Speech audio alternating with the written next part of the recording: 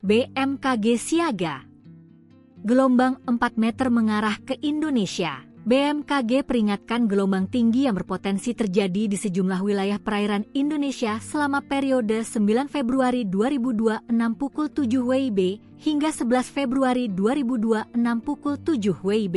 Gelombang lebih tinggi dengan kisaran 2,5 hingga 4 meter berpeluang terjadi di Samudra Hindia Selatan Jawa Barat, di Yogyakarta, Jawa Tengah, dan Jawa Timur.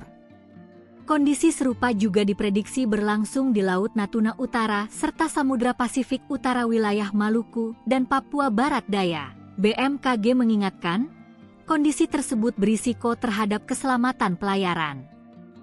Perahu nelayan, kapal tongkang, hingga kapal feri diimbau meningkatkan kewaspadaan, terutama saat kecepatan angin dan tinggi gelombang melampaui ambang batas aman pelayaran. Selain itu, masyarakat pesisir, wisatawan, dan pelaku aktivitas laut diminta rutin memantau informasi cuaca maritim terbaru yang dirilis BMKG.